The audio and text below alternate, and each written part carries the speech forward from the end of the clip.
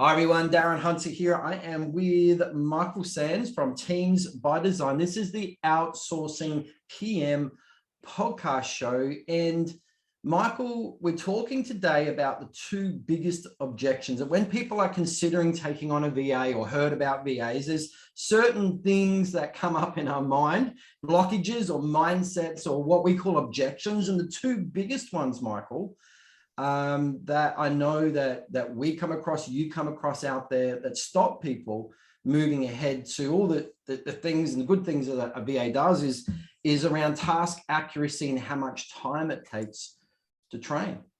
Yeah, it's amazing that this pops up frequently among the chatter circles.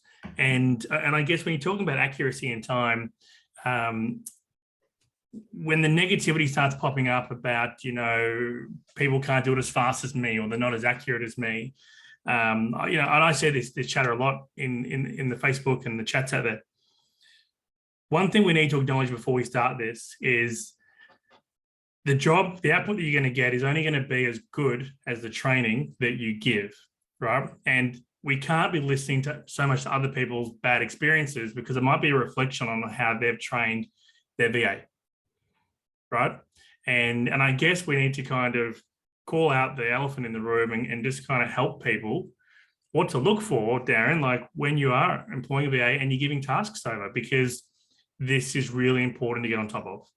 Yeah, I agree. And I think one thing we've got to dispel is people thinking if I'm going to take on a VA and at the end of an internet connection, you can't train them the same way or think that you can train people the same way as if they were sitting next to you in your office. It's a different situation because if they're sitting next to you in your office, they can see what you're doing. They can see your screen. They can hear everything. And all we're doing is that we've just got to understand some basic tools that are available to you that are just so easy to get a hold of, where we can then implement those tools, simple things that will completely change the dynamic and easily be able to train someone no matter where in the world that they are. So first thing I'm going to put on the table, and the tools are so important, all righty, is Loom. Michael, how good is Loom? That's LOOM.com.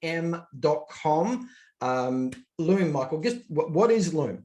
Yeah, so Loom is amazing. And if you are Googling it, type in Loom video, because if you just type in Loom in your search, you'll get something else. Loom video is absolutely amazing. It's a free version of it, and you can record up to 5 minutes of your screen time. So a little video of yourself there narrating, explaining what you're doing. But you can record every single task in clear step-by-step instructions on how you want it done.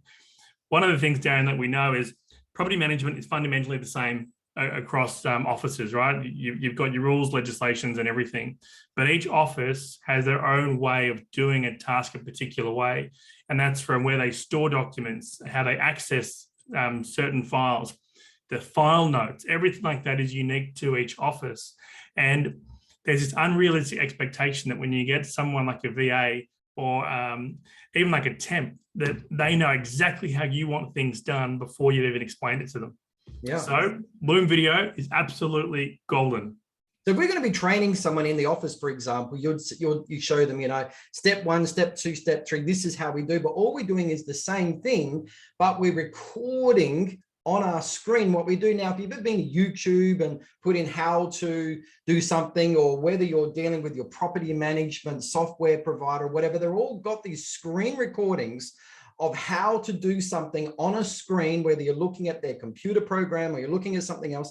This is what Loom does. It records what you see and what you say. And so with that there, because your property management software is on a computer, or your CRM is on a computer, everything is going to be on your screen, most likely, then you can screen record, a task, one task at a time, and create all of these videos using Loom. But Loom is really good for two things. One, it can produce your MP4 file, which is the video file that you need. If you're going to be creating a task that people need to be referring to over and over again, it's more than just going to be used once, then you're going to need to keep a video for future reference. But if you've just got a one-off task as well, Loom can simply just load it straight to the internet and give you an internet link that you can give to your VA as well. So Michael, with your clients with Teams by Design, what's the most common things that they do when it comes to creating this MP4 Loom video, but then creating a library of tasks and a library of these videos? What's some of the best ways to present this library? Yeah, sure. So the best way out there and the easiest thing to use is YouTube. You can set up a private channel on YouTube, and all these videos you can store in playlists. So how to do lease renewals, how to add the process around arrears. It can be clearly labeled there with any notes, also step-by-step in point form on what your expectations are. That's the easiest way, right? Another simple way is some companies have intranets, right, Darren? So where people just have access internally to a certain web platform, like Teams by Design, for example. We have a YouTube channel, an internal YouTube, and also an intranet. So when we do a training video, it goes on the intranet. So anyone that's new can go on and type in keywords and it will come what they're looking for. And previous, Darren, like with my real estate agency, we used like Zendesk many, many moons ago, which we also used for our tenants and our owners, which had access on our website. Right, going off on a tangent there, but you're able to go and just type in what to do when it rains or how do I change a light bulb, and up would come the FAQ video. Wow. Step by step. So the same thing with your VA. Yeah, but isn't YouTube just public videos? So people might be afraid of their videos being shown to the public. I think people don't really understand the full benefit of YouTube. Yes, you can make your videos public and searchable by everybody out there, but there are two other settings. One is private, which means that only the person that has the email address linked to it can access that video. And there's unlisted, which is unsearchable. It means that, yes, people can, anyone out there can use that link if they've got it. But if you're just giving it to your team members, you can give it unlisted and they can access it. And you can always make that restricted afterwards. Yeah. Right. I mean, we have a whole training platform which is unlisted that anyone can have access to, but only our team know about it. So you could create, for example, an unlisted YouTube playlist, and we talk about playlists just on email management or just on how to do lease renewals or whatever task. You can have all the mini videos, step 1, step 2, step 3 in unlisted playlists on YouTube, right? Yeah, and I've got clients out there and like other agents that I see, and they are so process driven, and their videos, their step-by-step guides are amazing, like just next level. And then there's other agents out there that just don't know themselves how to follow a methodical formula. And I guess this is where it really kind of hurts people, because they themselves don't have their own fluid routine on how they do a task. It's ad hoc, they'll do it on the fly. And then if that's how they're training their VA, ad hoc and on the fly, they're not going to get the results that they're after.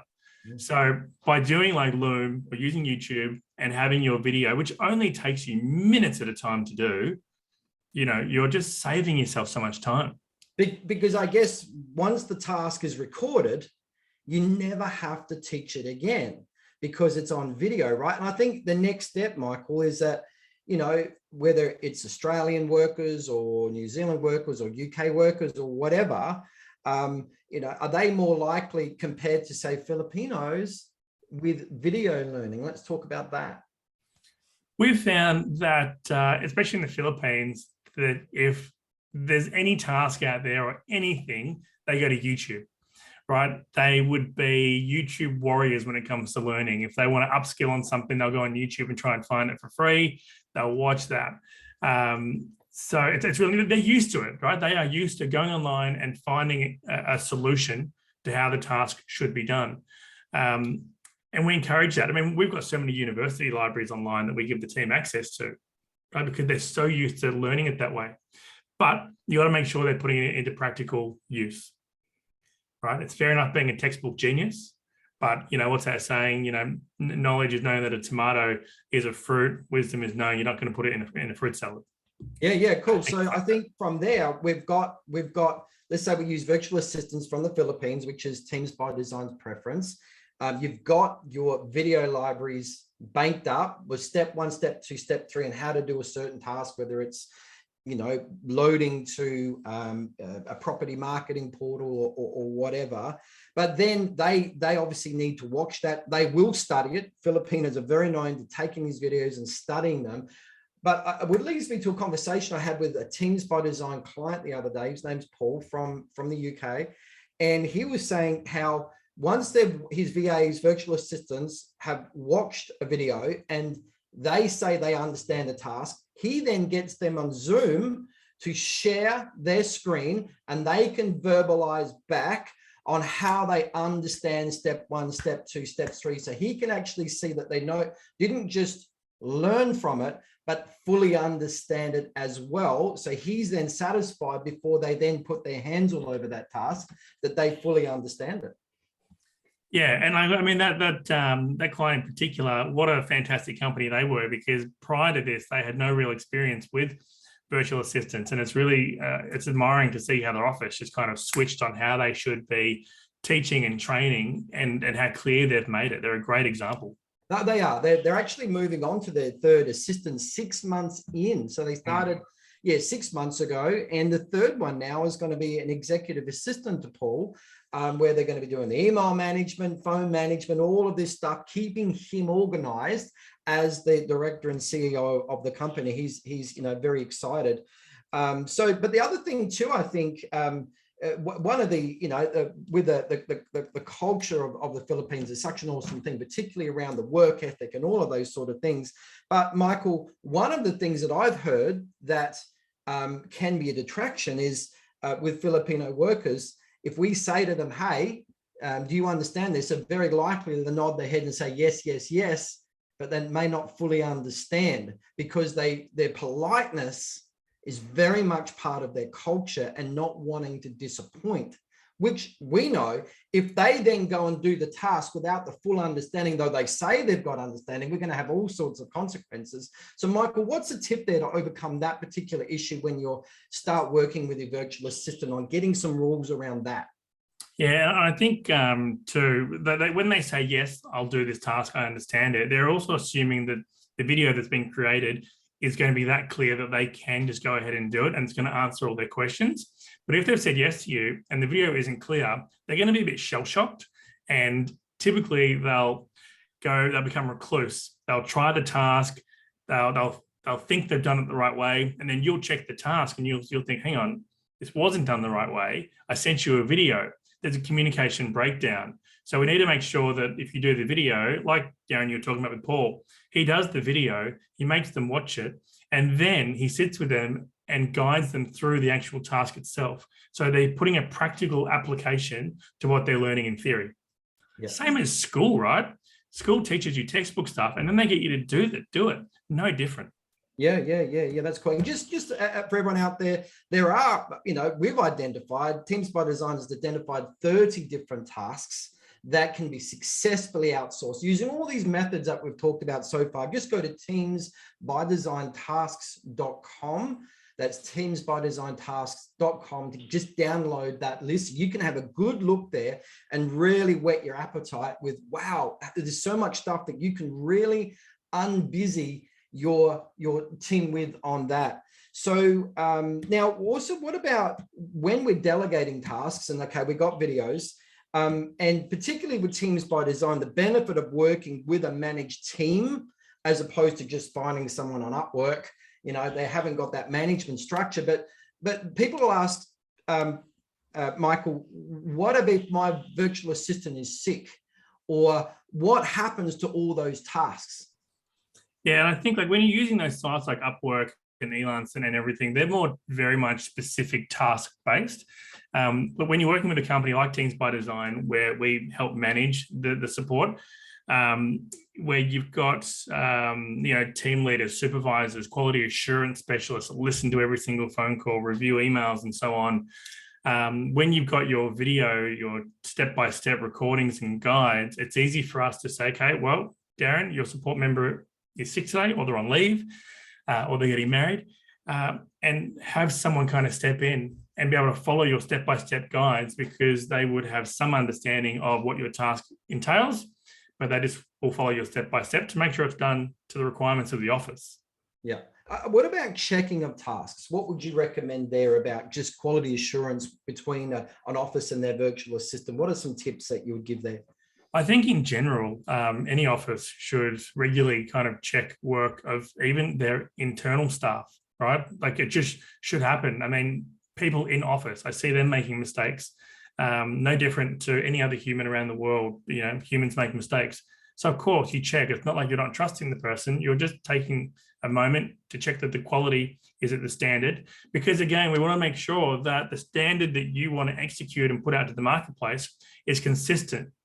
And you also need to understand motivating your team member is also important. Making them feel like a valid team member, that they're listened to, that they're heard, that you check in with them. I mean, Darren, I always say, you got to be careful. The person you have doing your task, your VA, is not someone so much in a remote country in a dark room behind a lit screen. It is a human being working for you, blood, sweat, and tears. They want to do the best result for you. Okay. What about tips around agreed deadlines or timeframes? What would you recommend there when working with a VA? I think that in general, like, we need to know how long it takes to do a certain task, and how long it would take you. I mean, Darren, you could do certain tasks in real estate quite fast. Let's say that a particular task may take you 30 minutes, and you've been in the industry for a number of years. It's unrealistic to expect that a VA, someone else, even someone who steps in the office, will do that task to your standard within 30 minutes, not knowing the parameters of that time. So initially when they start, it might take them, I don't know, 50 minutes, 45 minutes. It could take them a bit longer to do that task. But, you know, we refer to this thing, like in our business, we refer to this term time banking.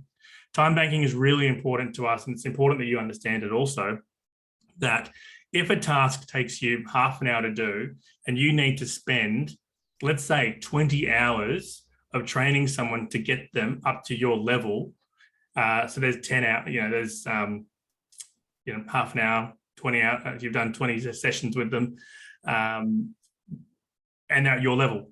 Once they start doing that task on their own, after 20 hours, 40 hours, the time you've invested in that, you're now getting that back. You now have half an hour every day to allocate to another growth-focused, income-producing customer service task. So it's really important that, yes, you have a task, take the time to master it. Don't worry, you are going to get the time back that you've invested in spades. I promise you, it is so rewarding. Don't think that by giving someone a task today and you've done a 30-minute session with them, that's it. Invest the initial time, because it will pay dividends. All right, we'll move to talk more about this time banking in a sec. But so we've talked about Loom creating temporary one-off tasks, instructions, and we can give them a link, or we can create the same video. We can download it from Zoom. We can load it to YouTube for a permanent task library. So we never have to train it again, unless, of course, the actual way that task changes. So we need to then go and change the actual video. Which is great. So we've saved so much time there. We just created a step-by-step video procedures manual that we never have to do that video again. And we've got people that are very happy to learn from videos. But certainly, where could we now task things individually to staff? And can you tell us about Slack? Yeah, so there's a few options that we use, I guess, to help assign tasks and also communicate. So if there's a task, Darren, that we would assign it through Asana. There's a number of platforms out there like Trello, Monday, ClickUp, that people can use. For us, we basically use Asana internally, and then some clients use Trello and some other platforms. That's really important to use, because if there's a particular task, like Darren, I can assign you a task, I can put a deadline to that task when I need it done. I can tag the relevant people that need to be part of that task in there, so there is pure visibility, timeline visibility, and accountability, right? That's what we're looking for. Communicating in the team, I mean, we use Slack with our team. It's quite a large team, so we use Slack, and we also set up Slack channels with all of our clients. When you've got a VA, it's important to know that you can communicate with them on all platforms: phone, chat, email. So there's no excuse why you can't communicate. Slack is an amazing tool. Like, I link up my Google Drive to Slack. I can share my files through Slack. It's a really versatile platform. There's a phone, there's a video that you can use in there also. When we assign a task, it's easy. Darren, I'll assign you a task, and then I can send you a message on Slack saying, Darren, I've just assigned you this task on Slack, on Asana, and then just have some details on there. Slack is also Zoom link. We can drop in the Zoom link, so you can actually see the screen recording as well. You can put a date in there, the person you're assigning it to.